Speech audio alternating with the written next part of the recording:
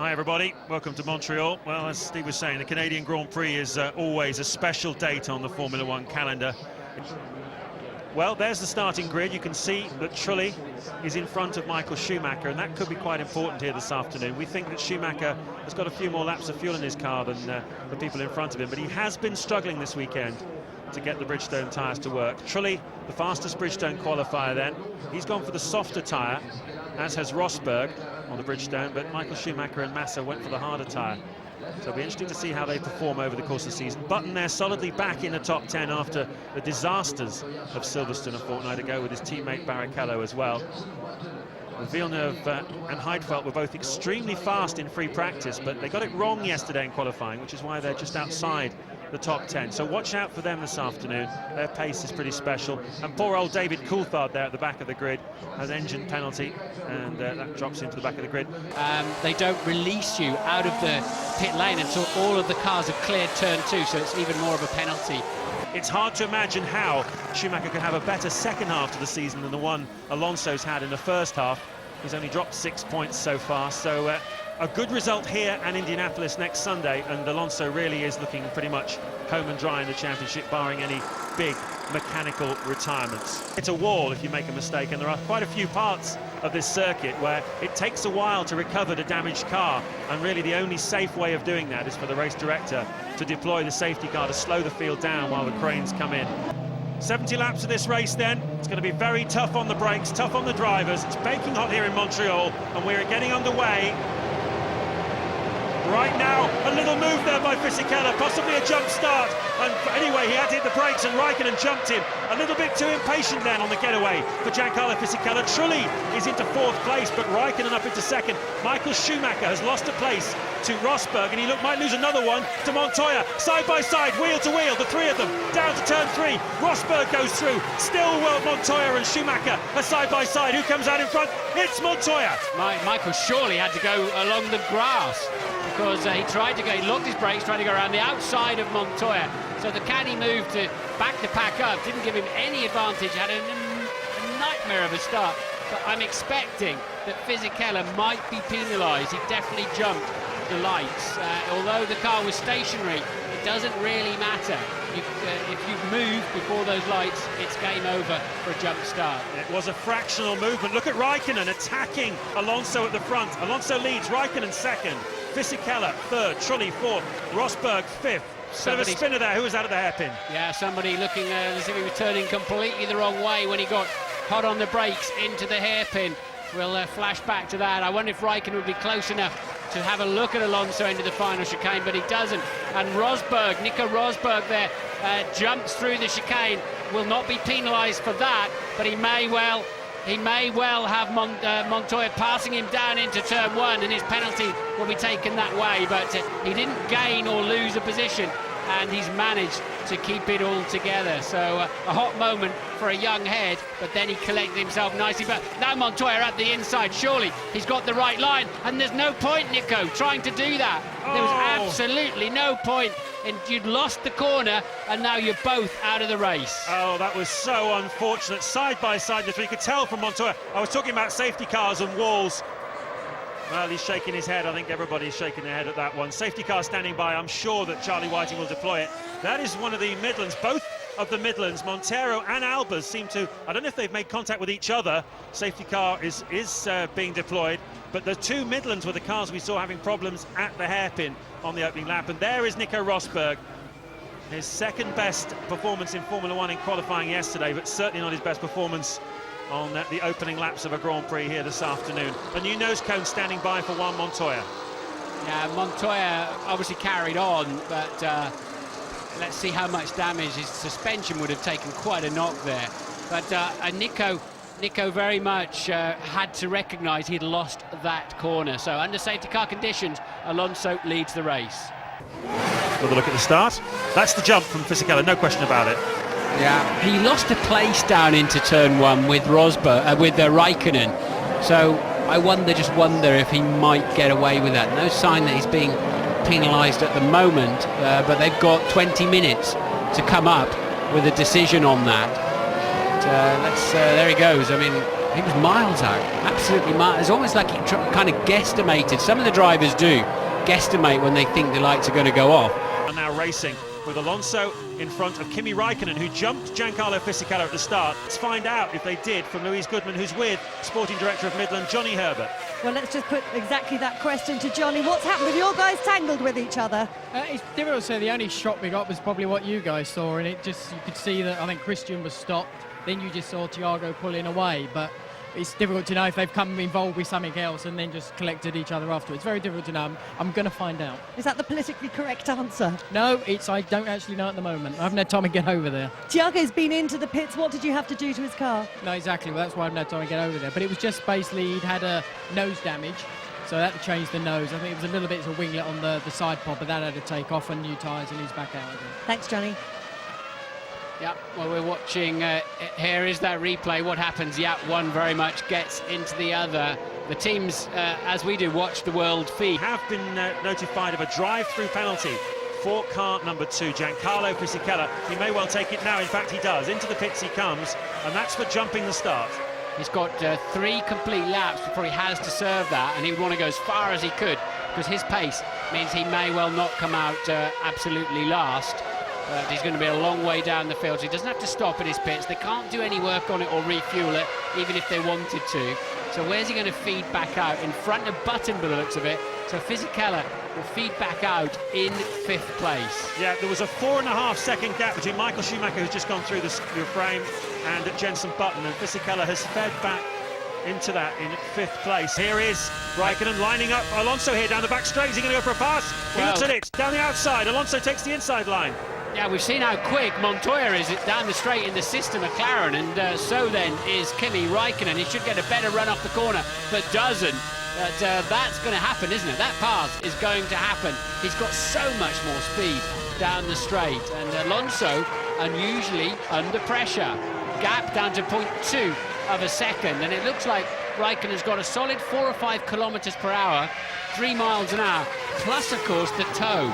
And it's a long straight. It's a 1 kilometre straight, and plenty of chance to get in the big hole in the air, the big vacuum in the air that Alonso's Renault is making as it pushes the air aside. The drag that comes off the back of his car creates a very nice suction to give you a bit of a slipstream. That's the first time this season that Rubens Barrichello has retired from a race. Only he and Alonso had done every single Grand Prix distance. So now Alonso, the only man so far, will he make it to the end of lap 70? He's certainly soaking up a great deal of pressure from Kimi Raikkonen.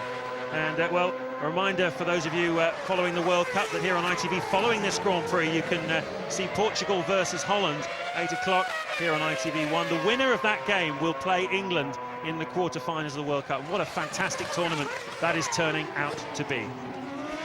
Oh, Montoya's out! Has he hit the wall? Look at the right rear corner, the right rear tyre. Either it's damage from the incident, but I don't think so. I suspect he's whacked the champion's wall at the top of the hill. The heat haze rising about the same pace as Montoya wanting to get out of that car. Everything is so hot. All of the bodywork of the car follows the contours of the mechanical so closely. There's no space at all in there, and suddenly the heat just wells up in the car. Did he hit the wall or not, or was that after the incident? I'd be surprised if it's after the incident with Nico Rosberg, because it was the other side of the car, but we'll have a look. Yep. Predictably enough, Montoya hits the wall of champions. Luckily for us, he doesn't stop there and bring out another safety car. He manages to continue down the main straight. Last year's winner, Kimi Raikkonen, is second at the moment, breathing down the neck of race leader Fernando Alonso, who's attempting to win his 4th race in a row from pole position, which would be quite an achievement if he could pull it off. This is Renault's bogey circuit, though. They've already had a drive-through penalty for Giancarlo Fisichella, who started alongside Alonso on the front row of the grid, but he was adjudged to have jumped the start, and he clearly did. So that drive-through penalty has dropped him down into 5th place. Michael Schumacher is still tucked up behind Jarno Trulli, and we'll wait to see after the first round of pit stops how fast that Ferrari really is, because I have a feeling that the track is going to come towards that Ferrari a little bit as more rubber goes down this afternoon. Still a long way to go in this Grand Prix, 52 laps, and Schumacher can have a lot to say about the outcome. And also under threat is Jenson Button from Massa and Villeneuve. Felipe Massa has got past Jacques Villeneuve for 7th place. Ralph's slow off that corner. Can DC do anything about it? Ralph's got the line down into turn 1, so Coulthard will have to go the long way round, and Ralph's not really fighting that too hard, although DC's gone too deep now, so he's back in front. But there's saying Lutzi's a further half minute behind them, so they'll only lose the 1 place, and I think the pace of the Toyota is really holding David Coulthard up. Raikkonen, a new fastest lap of the race on a 1:15.8. We've got an absolute duel going on at the front. It's tremendous. He'll have like a double effect. And Alonso then, the first man in the pits. Now we're going to see some fireworks from Kimi Raikkonen, who continues en route and takes the lead of the Grand Prix. Yeah, McLaren in the lead here in Montreal. Last year's winner, Kimi Raikkonen. And here's the race leader, previous race leader. Still very calm into his pit box though, James, not flustered at all. And it's really the most critical aspect of the pit stop timing is getting the car stopped exactly on the mark, so that all the wheelmen on the guns and the fuel guys don't have to adjust their position. And it's just not worth taking that final half second and steaming into the box. But it's easy to say, but when you know you're in a straight fight with another very fast car and driver combination like Kimi Raikkonen, it's very easy to attack the pit box. But now Raikkonen needs some good sector times, because Alonso will be heavy with fuel. Race distance here in Montreal. The engine does a lot of work. It's at full throttle for a long time. And here comes Schumacher, who's got a good draft on Trulli. And finally, Schumacher goes through as race leader Raikkonen dives past him and into the pit lane. Now, what has he been able to do? Has he been able to do enough to leapfrog Alonso? Alonso's outlaps are pretty solid. He's a few tenths down, in each, 2 or 3 tenths down in each sector, and he had about a 0.9 of a second advantage when the stops commenced. So this will be extremely tight. In fact, Alonso's going to take it, isn't it? Because something's. Oh no!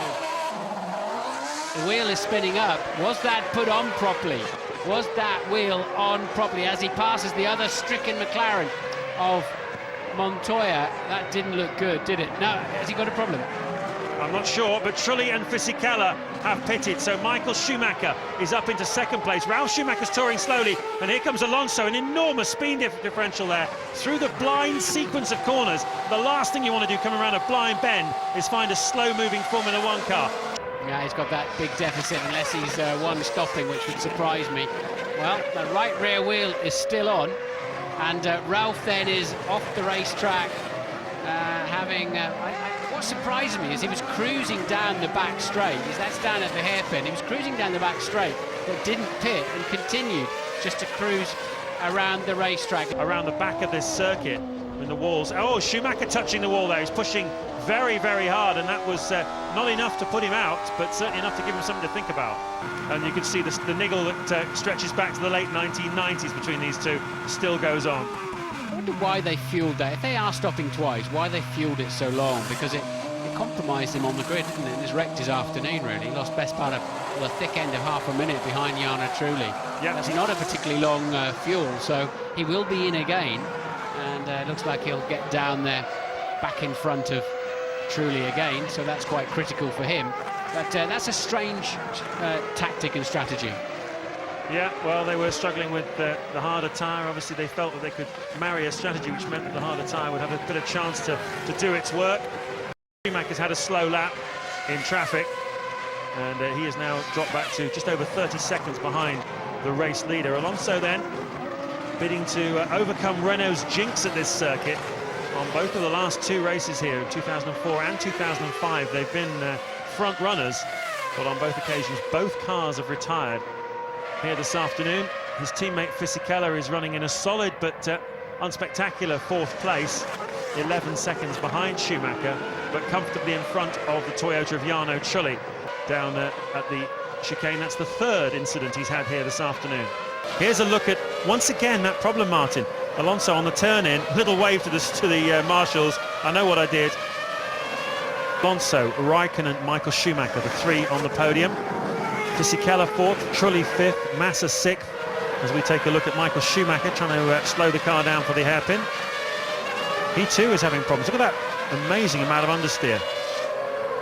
on the marbles. Yeah, I think the softer and softer tyres they're running, there's almost a river of soft discarded rubber, and Raikkonen getting exactly that, and so close to T-boning one of the Toro Rossos.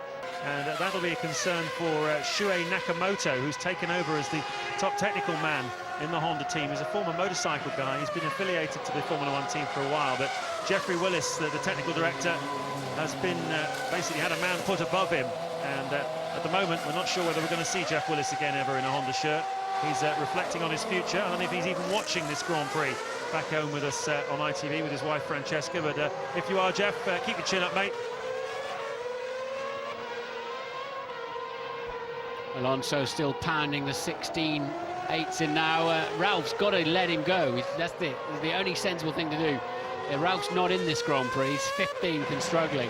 So, some question about the state of the right rear tyre of that McLaren, and one or two excursions has meant that Raikkonen has lost enough time that he's that far in front of Alonso, but he's got one more stop to make than the Renault driver. So looking pretty good for Fernando Alonso. Now, I mentioned that brakes were a big issue here in Montreal. Ted Kravitz can tell us about it. Yeah, and that's undoubtedly what's happening. Also, as well as the marbles and the no grip offline, Martin and James, what's happening is that the brakes are now starting to near the end of their natural lives. When Fernando Alonso came in for his stop, the front wheels were absolutely black, caked in carbon brake dust. So they put a nice new set on, but all of these guys are going to have to nurse their brakes through the final stint. There's Fisichella having problems as well. It's becoming a bit of an endurance trial, this one. And since his drive-through, Fisichella unfortunately has dropped off a little bit. Here is Kimi Raikkonen, who was your race leader briefly after the second stop of Alonso. He comes in now to the McLaren box. Let's hope they get that right rear tyre off properly. He's got 27 seconds over Michael Schumacher. Oh, the engine stopped. Martin, the engine stopped. Oh, no. McLaren again. A problem. What is it, Ted? It must be the clutch, because they finished fueling. The guy's just giving him a shove to make sure he gets out. But that's either clutch or electronic, because he was just about to give the engine some revs, as they do, as they know when the fueling is finished. They put the throttle down and give it some revs, but it just went deathly quiet. The engine stopped and he stalled. So electronics or clutch there, but he's away now. Well, he's in a Schumacher sandwich at the moment. Ralph gets out of the way. Why is he dragging that Toyota around when he's got so many problems? But Michael Schumacher critically is behind Kimi Raikkonen, and we're pretty sure Michael's got a pit again, so it may not have cost him anything, actually. It's amazing how quickly the time mounts up when things start going wrong for you. At the moment, you'd have to say Michael Schumacher is crawling all over the back of him, but that is because Raikkonen has got fuel to go to the finish, and Schumacher has one more stop to make, so his car is light at this point. Into the closing stages of the Canadian Grand Prix. 7 times winner of this race, Michael Schumacher, pits from 3rd place. We've been having a battle with Kimi Raikkonen, who's currently 2nd. Fernando Alonso had some real pressure from Raikkonen earlier in the race, but he's now comfortably ahead after some problems for Raikkonen in both of his pit stops, and a little off-track excursion as well. Lost him about 25 seconds in total. Schumacher will come back out on track and feed in. Where will he feed in? Just alongside some Toro Rossos. It's lap traffic. So Felipe Massa, his teammate, is certainly a factor in this race, as is Giancarlo Fisichella, currently running in 4th place. There you can see the top 8 at the moment. Both of the BMWs are there. And interestingly, Nick Heidfeld has jumped his teammate Jacques Villeneuve in that final round of pit stops. So Villeneuve will be pretty peeved about that. A reminder for you that you can see Portugal versus Holland straight after this in the World Cup, and the winner of that game, of course, will play England in the quarter-finals of that competition. We're riding on board with the BMW of Nick Heidfeld, and well, Alonso at the front on the Michelin tyres, and if he can stay there, or indeed even if Raikkonen wins this race, then that will be Michelin's 100th Formula One victory, and that Massa's one stop is actually not going to get him any further, it looks, than P5 at the moment, although he is catching Fisichella in 4th. We thought Coulthard was one stopping, and he was looking extremely strong to be in for a World Championship point, but he's done a late splash and dash. He's up to P11, just behind his teammate, though, having started at the back of the grid. And the pair of the Red Bulls are chasing Jenson Button now very hard. Oh my goodness me! A big accident for Jacques Villeneuve. Yeah. Well, we saw him hit the wall of champions in the build-up to the programme. He's hit the wall pretty hard there. It's not the same one, but just went straight off the road. Everybody's been struggling with grip here this afternoon, and a safety car surely will have to be deployed here. Well, that was the marbles, and I think he just got on the marbles from trying to pass Ralf Schumacher, who's coasting around in the Toyota. And I believe that Jacques just got on the marbles. There's no way that can really be a technical problem on the exit of a corner like that. Well, as I mentioned earlier on, there are walls around this racetrack that are ready to bite anybody who makes a mistake or goes offline. It's not like the modern circuits, and those, you can see the marbles as we're talking about them, little bits of rubber and dust that mix together. They're incredibly slippery, and they've caught just about every driver out here this afternoon in one way or another. Unfortunately for Villeneuve, he caught them at a place where there's a wall to hit, and hit it very hard he did. Yeah, it was Ralf parked on the apex going slowly. Here we go, there's Ralf kind of trying to get out of the way, and Jacques looks just picked up the marbles and realises it, gets on the brakes, but nothing he can do. Straight to the scene of the accident. Alonso leads by 4.3 seconds. Michael Schumacher third, a further 3 seconds away. That puts Coulthard up into 9th from the back of the grid. He just he needs one more person now to drop out, and he's going to score a rather surprise point for him this afternoon. Fisichella's 4th, Massa 5th, Trulli 6th, Heidfeld 7th for BMW. Button clinging on to the final World Championship point. Well, that would be something, wouldn't it, for Jenson Button. His teammate, Rubens Barrichello, has retired from this race. The first time this season that Barrichello's not made it to the finish line. It's the new way. It's the new way on the radios of Formula One. We didn't used to have good enough transmission to have that sort of conversation, so you always kept communication down to an absolute minimum, so you didn't misunderstand something that was going on. But at the moment, he's not looking close enough to take it away from Jenson Button, that final World Championship point. Michael Schumacher is putting in a last gasp effort to try to get back on Kimi Raikkonen's terms. He's just 2.7 seconds adrift, and Coulthard's got a better run out of the hairpin. He's got the inside line too. Jenson can't sweep across now, and there's no point. He might as well just throw it in there, DC. You've got nothing to lose, and that's exactly what he does. Jenson then will have to be very slow on the exit, so beautifully done for Coulthard to take a point, and that was all about Jenson getting a little bit wild and ragged on the exit of the hairpin. An absolutely textbook move from David Coulthard, and well, it's only about a single World Championship point, but they're taking it as seriously as if it was for a race victory, and what a wonderful move by David Coulthard in the Red Bull. Of course, the podium in Monaco a couple of races ago. His only other points finish was a single point in the Australian Grand Prix earlier in the season. Get a load of this though, James. Michael Schumacher 1:15.9. He's now just 1.8 seconds behind Kimi Raikkonen, but not enough laps to get the job done, is there? Hang on, he's in front of him. Where's Raikkonen? Raikkonen's behind him. Michael Schumacher goes through in second place, and Raikkonen is in third place. He had a 1:20 lap. Schumacher had a 1:16 lap, so somewhere out the back.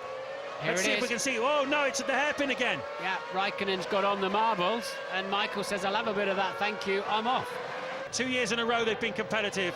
2 years in a row they have retired. And for the first time, Fernando Alonso is not only going to step onto the podium here in Montreal, he's going to step onto the top of the podium. He has his 4th straight win from pole position. Fernando Alonso wins. 2nd, Michael Schumacher. 3rd, Kimi Raikkonen. 4th is going to be Giancarlo Fisichella. And make your voice heard. Here in Canada, the Canadian Grand Prix has been won by Fernando Alonso ahead of Michael Schumacher and Kimi Raikkonen.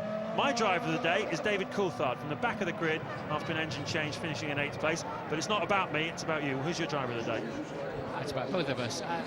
Yeah, Coulthard did a spectacular job, and I love those overtakes. But I don't know. I think for me today, the man who did a great job was Michael Schumacher in the Ferrari, and I think the pace he had and the way he handled certain situations, I'd probably give it equally, actually. Michael Schumacher, David Coulthard, the 2 oldest guys on the grid. Now, maybe that's interesting. On a tricky track like this, experience paid off, didn't it? But certainly I thoroughly enjoyed those overtakes from DC.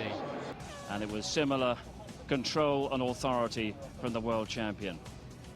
Giancarlo Fisichella, Felipe Massa, Jarno Trulli, Nick Heidfeld, and ultimately David Coulthard completed the point scorers. Coulthard with a heroic drive from the back of the grid, just pipping Jenson Button to that final point. Well, the World Championship standings just get better and better from Fernando Alonso's point of view. Michael Schumacher loses a further couple of points on the World Championship leader, who is inching closer to that World Championship title. And similar domination from Renault in the Constructors' Championship as well.